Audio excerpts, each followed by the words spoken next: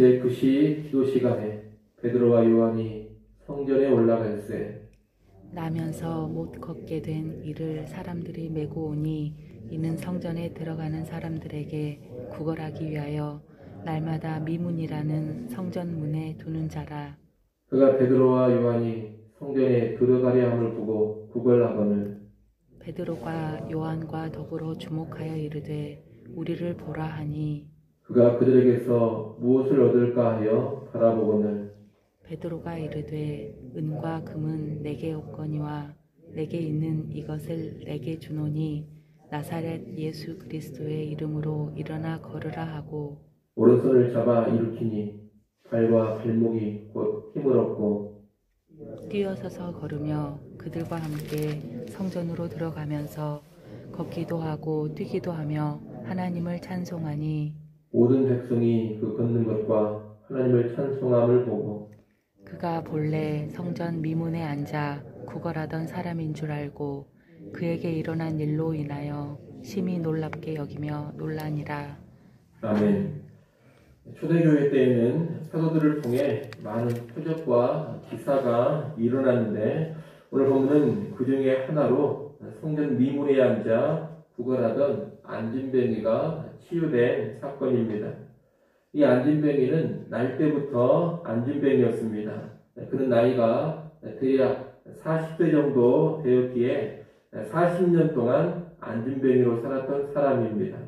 이 안진뱅이는 성전에 들어가는 베드로와 요한을 보고 구걸을 했습니다. 베드로와 요한이 돈 주기를 기대했던 겁니다. 이때 베드로가 6절에 말을 합니다. 6절 말씀 같이 읽어보겠습니다. 6절 읽습니다. 베드로가 이르되 은과 금은 내게 없거니와 내게 있는 이것을 내게 주노니 나사렛 예수 그리스도의 이름으로 일어나 걸으라 하고 아멘. 베드로는 은과 금은 내게 없다고 합니다. 돈을 기대하며 구걸하던 안진뱅이에게 은과 금은 나에게 없다는 말은 대단히 실망스러운 말입니다. 하지만 바로 이어 베드로는 자신에게는 예수의 이름이 있다면서 예수의 이름으로 일어나 걸으라고 합니다.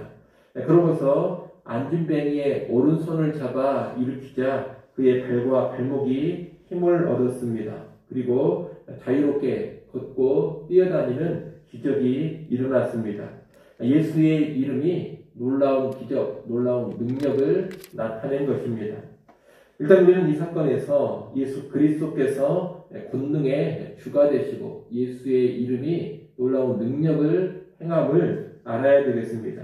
예수 그리스도는 만유의 주가 되시고 구원자가 되십니다. 그분은 지금도 병든 자를 치유하시고 우리의 모든 환난과 역경에서 우리를 건질 수 있는 그런 능력의 구원자이십니다. 우리가 이것을 먼저 알고 확신할 수 있어야 하겠습니다. 하지만 우리는 이 사건을 보면서 안진뱅이가 걷게 되었다는 이것만을 기적으로 생각해서는 안 됩니다. 평생 안진뱅이였던 그가 이제 걷고 뛰게 된 것, 그보다 더 놀랍고 본질적인 변화가 있습니다. 그것이 훨씬 더 중요합니다. 이 당시 유대교에서는 몸에 어떤 장애가 있으면 죄 때문이라고 생각을 했습니다. 어떤 죄에 대한 징벌로 몸에 장애가 나타난다고 봤던 겁니다. 요한복음 9장에도 보면 날 때부터 소경된 자를 보고서 제자들은 그가 소경된 것은 죄 때문이라고 생각을 했습니다. 또 유대교에서는 몸에 장애가 있는 사람들은 부정한 사람으로 간주했습니다. 그래서 장애가 있는 사람들은 성전에 들어가는 것이 허락되지 않았습니다. 성전은 거룩한 곳인데 몸에 장애가 있는 사람은 부정하기에 성전에 들어갈 수 없게 한 겁니다. 유대교 입장에서 보자면 성전에 들어가야지만 하나님을 만나는 것이고 구원도 받는 겁니다. 그런데 오늘 본문의 안진뱅이에게는 그런 기회가 주어지지를 않습니다. 그는 성전에 들어갈 수가 없는 사람입니다. 부정한 사람이요 죄인으로 여겨지는 사람입니다. 그러므로 우리가 이 안진뱅이를 볼 때 단순히 육체의 장애를 가지고 있는 사람으로만 인식하면 안 됩니다. 그는 평생 하나님의 성전에 들어가지 못하는 사람이었습니다. 영적으로 하나님과 철저히 단절된 사람이 이 안진뱅이였다는 겁니다. 특히 오늘 본문에 보면 이 안진뱅이가 앉아있는 자리가 나옵니다. 2절에 보면 그는 성전 미문에 앉아서 성전에 들어가는 사람들에게 구걸을 하고 있습니다. 지금 이 자리는 그의 영적인 상황을 상징적으로 잘 보여줍니다. 이 안진뱅이는 거룩한 성전의 문 밖에 있습니다. 그는 하나님의 백성이 들어갈 수 있는 성전의 영역에 들어가지를 못합니다. 거룩한 성전에 들어가는 것이 허용되지 않는 사람, 성전 밖에 있어야만 하는 부정한 사람입니다. 또 미문에 두었다고 합니다. 미문이란 아름다운 문이라는 뜻입니다. 성전의 여러 문 중에서 가장 화려하고 아름답게 장식되어 있기 때문에 이 문을 미문이라고 부릅니다. 그런데 이 가장 아름다운 문 앞에 평생을 구걸하는 거지로 살아온 비참하고 더러운 자가 앉아 있습니다. 그것도 성전을 등지고 앉아 있습니다. 이런 그가 예수의 이름을 듣고 그 예수의 이름으로 변화가 된 겁니다. 안진뱅이였던 그가 일어나게 된 후에 가장 먼저 보여주는 모습이 무엇입니까? 8절 말씀을 한번 보십시오. 8절 말씀 같이 한번 읽겠습니다. 뛰어서서 걸으며 그들과 함께 성전으로 들어가면서 걷기도 하고 뛰기도 하며 하나님을 찬송하니. 아멘. 무엇보다 그는 이제 성전을 향해 들어갑니다. 그들에는 결코 들어갈 수 없었던 성전에 이제 베드로와 요한과 함께 성전으로 들어가고 있습니다. 그리고 하나님을 찬양합니다. 여러분, 성전을 등지고 있을 수밖에 없었던 그가 이제 성전 안으로 들어가고 하나님을 향해 뛰면서 찬양하고 있는 것, 이것이 오늘 본문에 안진뱅이에 일어난 변화의 본질적인 모습입니다. 안진뱅이였던 그가 걷게 된 것이 표면적인 변화라면 성전에 들어가서 하나님을 찬송하는 사람이 된 것은 그의 본질적인 변화를 보여줍니다. 단순히 그가 걷게 되었다, 이것이 핵심이 아닙니다. 궁극적으로 그의 죄와 부정이 해결되고 하나님의 성전에 들어가고 하나님을 찬송하는 사람이 되었다는 것, 이것이 크고 놀라운 변화라는 겁니다. 육신의 질병 치유보다 더 크고 놀라운 변화는 이에 그 사람의 영적인 변화, 속사람의 변화인 겁니다. 따라서 우리는 이 치유 기적을 보면서 단순히 안진뱅이가 걷게 되었다, 예수의 이름으로 병이 낫고 건강해졌다, 이것만 보면 안 되겠습니다. 물론 예수님의 능력으로 병도 나을 수가 있고 장애도 치유될 수가 있습니다. 오늘날에도 그런 역사가 일어나곤 합니다. 우리가 그것을 부정할 필요는 없습니다. 그러나 질병 치유가 예수 믿음의 본질은 아니라는 겁니다. 오늘 본문에서도 육신의 회복 자체에 강조점을 두고 있지 않습니다. 본문의 강조점은 예수님을 통한 영적인 회복입니다. 예수님을 통한 부정의 회복, 죄사함입니다. 그리고 예수님을 통해 하나님의 처소인 성전에 들어가게 되었다는 겁니다. 이것은 안진뱅이가 걷게 된 기적을 보고서 몰려든 사람들에게 베드로가 선포한 내용을 통해서도 쉽게 알 수 있습니다. 만약 병 고친 일, 이 자체가 중요했다면 베드로는 무엇을 선포했겠습니까? 여러분, 예수를 믿으면 모든 병이 다 낫게 됩니다. 예수 이름으로 모든 육체의 장애가 다 치유됩니다. 그러니 예수를 믿으시오. 아마 이런 이야기를 했을 겁니다. 하지만 베드로는 그런 이야기를 하지 않습니다. 우리가 내일 볼 내용입니다만 베드로가 몰려든 사람들에게 선포했던 12절부터 26절까지 내용을 보면 결국 이 베드로가 하는 말이 뭐냐? 예수님이 우리의 구주가 되신다. 회개하고 죄사함 받으라. 이 이야기를 합니다. 3장 19절 말씀을 한번 보겠습니다. 3장 19절 말씀 여러분이 한번 읽어보십시오. 19절 읽습니다. 그러므로 너희가 회개하고 돌이켜 너희 죄 없이 함을 받으라. 이같이 하면 새롭게 되는 날이 주 앞으로부터 이를 것이오. 아멘. 베드로는 너희도 예수 믿고 병 나아라 이런 이야기를 하지 않습니다. 너희가 회개하여 죄 없이 함을 받으라 이렇게 선포합니다. 회개하여 예수를 믿고 죄 사함 받으면 새롭게 된다 이런 선포를 하고 있는 겁니다. 결국 오늘 본문에서 일어난 놀라운 변화는 장애의 회복, 질병의 치유 그 자체가 아닙니다.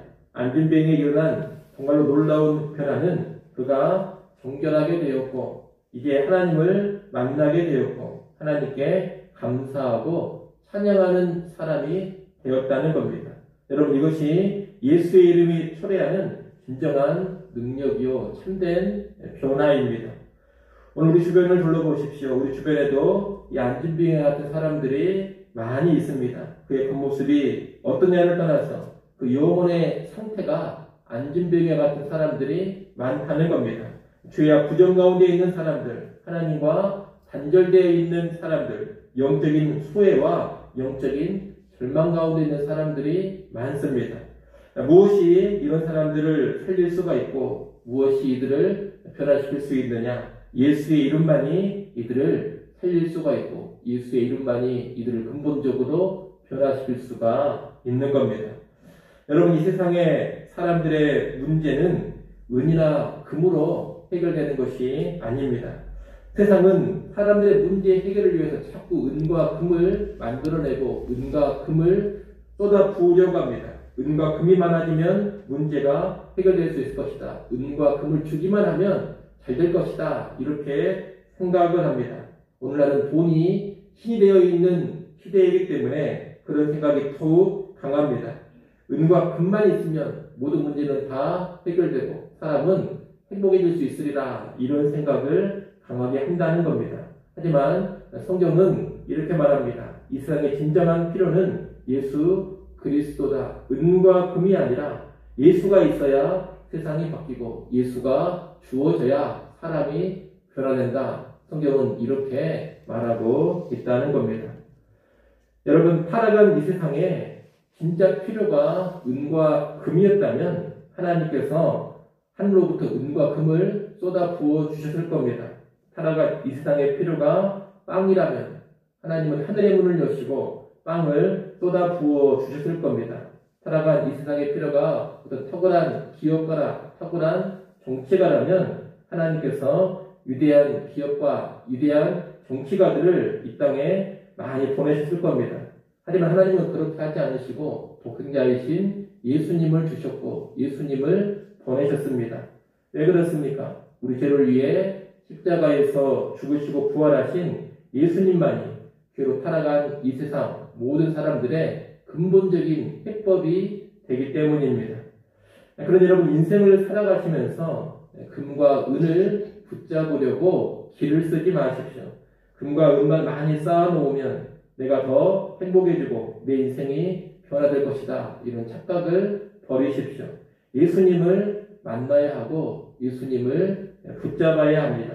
예수님만이 우리의 인생을 본질적으로 바꿀 수가 있습니다. 예수님만이 우리를 제대로 살려낼 수가 있습니다. 그러니 예수 믿고 예수 붙잡고 예수 의지하는 여러분이 되시기 바랍니다. 아울러 갈수록 어두워져가는 이 세상을 향해서 예수의 이름을 선포하시기 바랍니다. 세상이 요구하는 은과 금이 우리에게 없다고 우리가 세상을 위해 줄 수 있는 것도 없다 이렇게 생각을 하면 안 됩니다.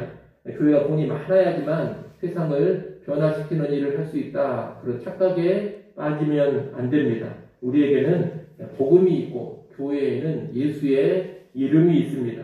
복음으로 나가야 하고 예수의 이름으로 나가야 합니다. 그래야 세상에 근본적인 변화를 줄 수 있는 겁니다. 교회는 은과 금을 많이 쌓아놓고 은과 금의 능력을 보여주는 그런 공동체가 아닙니다. 교회는 예수를 붙잡고 예수 이름의 능력을 보여주는 공동체입니다. 이를 꼭 기억하시고 오직 예수 붙잡으시기를 바랍니다. 세상을 향해서도 오직 예수의 이름을 앞세우고 예수의 이름을 선포하며 나아가시기 바랍니다. 그래서 예수 이름의 능력을 경험하고 예수 이름의 능력을 나타내고 예수 이름의 능력을 줄 수 있는 그런 교회 성도들 될 수 있기를 간절히 축원합니다. 기도하겠습니다.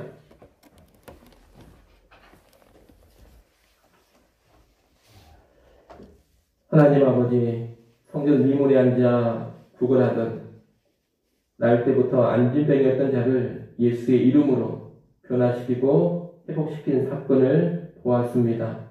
지금도 예수 이름은 무한한 능력이 있고 예수의 이름은 사람을 근본적으로 변화시키는 권능이라는 것을 우리가 확신케 하여 주옵소서. 은과 금에 붙들리지 않게 하시고 예수 이름에 붙들리게 하시고 은과 금보다 예수의 이름이 훨씬 더 근본적인 능력, 근본적인 변화를 일으킴을 확신하고 세상을 향해 예수 이름 전하고 예수 이름 선포하는 교회와 성도들 되게 하여 주시옵소서. 하나님, 이 시간 기도할 수 있게 해주셔서 감사합니다. 우리의 모든 필요를 하나님께 아뢰게 하시고 우리의 모든 걱정, 의심, 염려 주께 넘겨버리고 하늘로부터 임하는 큰 평안 누리게 하여 주시옵소서. 우리의 가정과 자녀들 또 나라와 민족과 교회를 위해 기도할 때 하나님의 귀한 보호심의 능력 체험해 가게 하여 주옵소서. 주일입니다. 모든 예배의 시간 함께 하시며 영광 받으시고 은혜 내려 주시옵소서. 예배의 한 사람 한 사람 주의 권능의 손으로 붙잡아 주시기를 원합니다. 유치부, 유초등부, 중고등부 청년부 모임 위에도 우리 하나님 은혜가 충만케 하여 주옵소서. 예수님의 이름으로 기도드리옵나이다. 아멘.